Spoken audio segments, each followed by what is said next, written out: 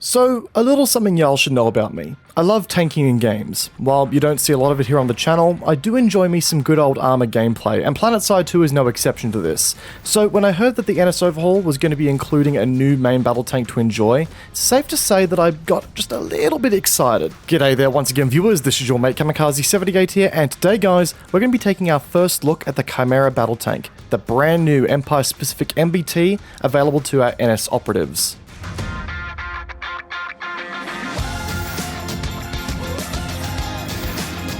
Now, I know that some of you are wanting a full-fledged guide on this thing from right now. You know, you want to know what the top-tier loadouts are, what the best ways it should be used, so on and so forth. But this isn't going to be an official guide per se, guys, and there's a few reasons for that. Firstly, the tank's been out for only a week. I mean, I have a job, y'all. I gotta eat, I gotta sleep, I gotta do other stuff outside of gaming, you know, that happens.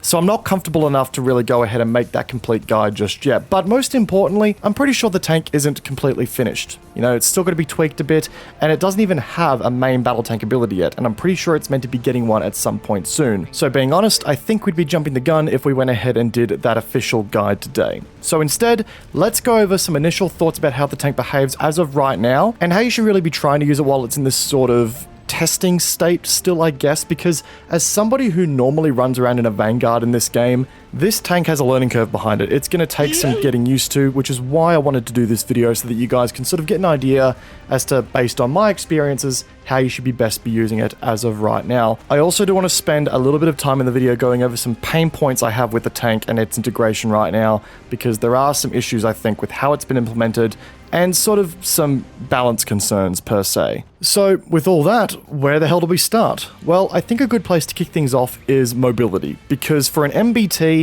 this is going to be the area of the tank that feels the most alien for everyone, no matter what faction you actually come from when you're trying out the NSOs. This is a wheeled MBT, no classic treads or weird Vanu hover tech here, which impacts the vehicle in a couple of ways. Well, for one, this is the only tank in the game that cannot rotate on the spot. You must be moving in order to turn at all.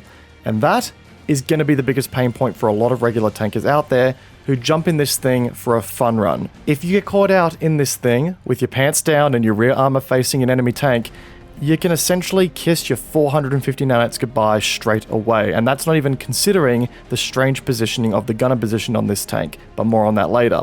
Situational awareness here isn't just something that will help you out in this tank, it's going to be a matter of life and death here, because it's quite simple. If someone does catch you off guard and your armor is facing the wrong way, you simply can't rotate willy-nilly and just go, oh no, we can correct this as fast as we can.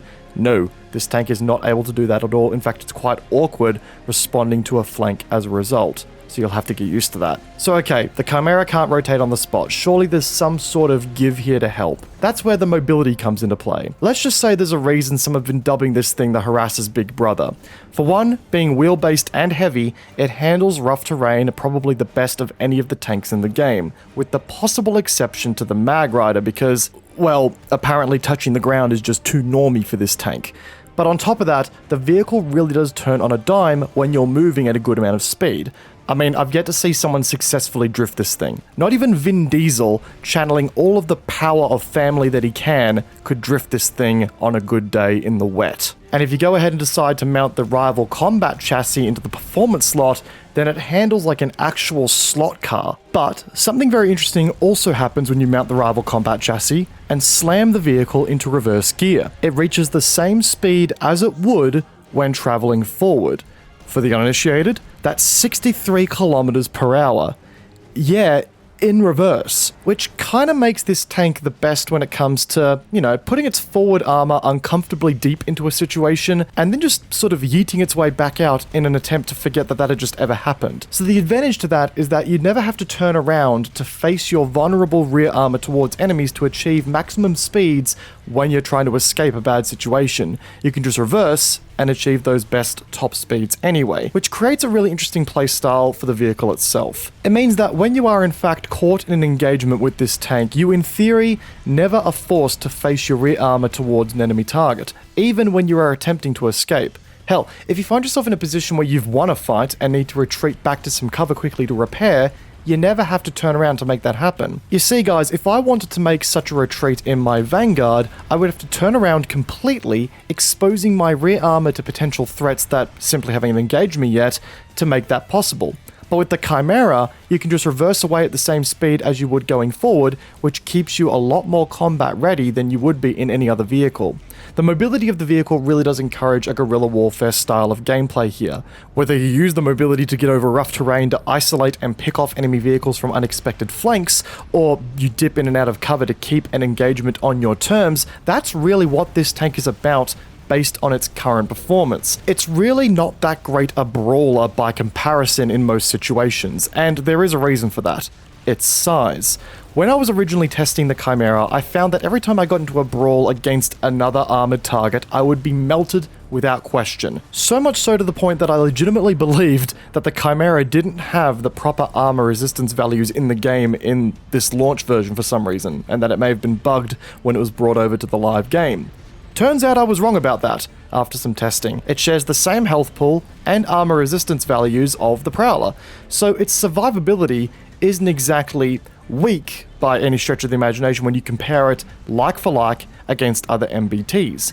So what's the deal here? Well, its size makes it a much easier target to hit, and the easier the target, the more attention it's going to receive by more people. But on top of that, the vehicle has yet to receive a proper ability slot as well, which immediately makes this vehicle weaker at brawling enemy vanguards and prowlers in particular.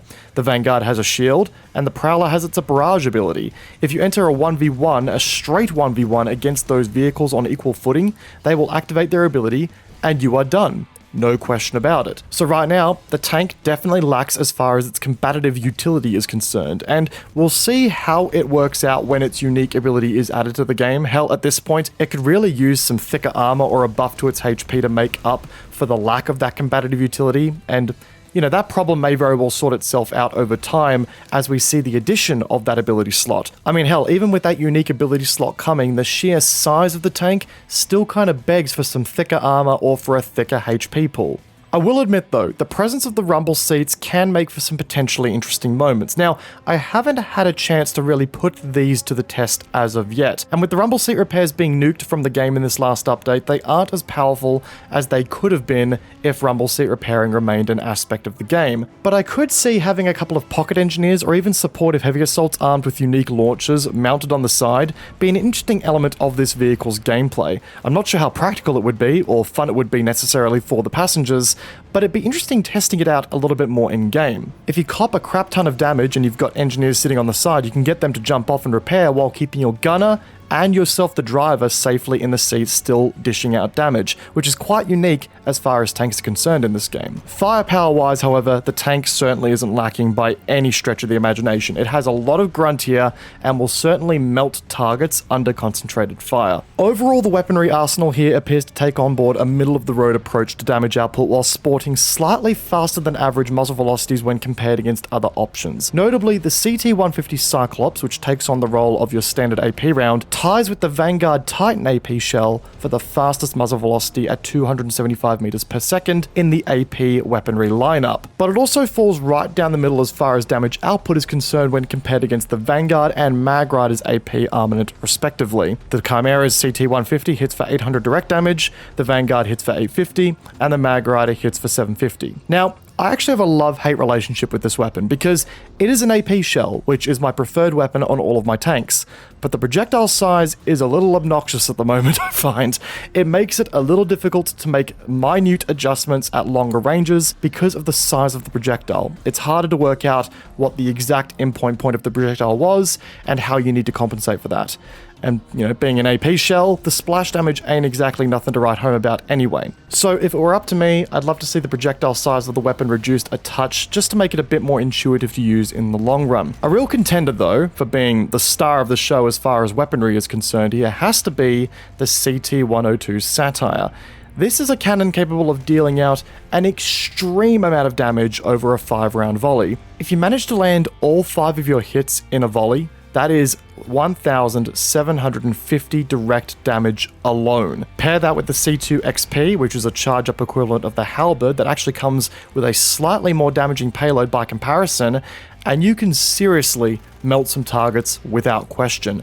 The muzzle velocity here is at best poor, but it's a burst damage weapon, which means that this is the deadliest weapon in the arsenal if you can land all the hits in the magazine. The base weapon in the form of the CT-135 is a solid heat round and doesn't really sport anything too special to write home about, but I would recommend shifting off to another one of the weapons as soon as you can. The 102 Satire is interesting because, as we were saying before, this is not really a brawling tank. It's designed to get in and out and sort of hit targets hard and then retreat and so on and so forth to keep engagements in your best stance. The issue with this weapon is that it does demand you to be exposed for a decent amount of time to get all of your damage onto target. So the way in which I reckon you could best use the CT-102 Satire is in that guerrilla warfare environment. Sneak up on targets, get close to them, ambush them before they have a chance to even react, and then be on your merry way. But while that firepower is there, the tank certainly has its ways to go before I can recommend that you cert into it ASAP. As of right now, it finds itself in a very weird middle ground of being a hit-and-run vehicle, but also something that sports a giant, easy-to-hit profile that can easily be focused down on by multiple vehicles. And while it is bigger, it doesn't sport beefier resistances or a beefier health pool to make up for the size. So I do think the tank is kind of a hard mode in the world of armor right now. This again may be solved with the introduction of the unique ability slot, but right now, if you decide to start messing around with the Chimera, you're going to be doing it out of necessity as opposed to choice if there is a heavy enemy vehicle presence at the base that you're fighting at. Also, rival combat chassis is just an absolute must. Sorry to all my tank lads out there who prefer to do zoomies, but it just ain't gonna fly here. With this vehicle and how it's designed, you simply need to have that extra mobility for reversing as well as turning on the fly. But guys, with all that said, that's going to wrap up today's first impressions video of the Chimera Battle Tank. I apologize if, you guys were expecting a bit more of an in-depth guide. I promise that is coming soon, but as of right now, the tank isn't finished, and it would be really premature of me to get that guide out before everything is in working order on this tank. Either way, guys, I do hope you enjoyed the video. If you did, that like button is right there for you to backhand the hell out of. But if you didn't enjoy the video, well, the dislike button also works there too. Let me know in the comment section down below what you think of the Chimera tank. And as always, feel free to stop by over on my Twitch channel, and feel free to use my Twitter and Discord down below to get a little bit closer and hang out with the community as well. Once again, guys, hope you've all had a good one. Peace out, and I'll see you guys all in the next video. Take care, guys.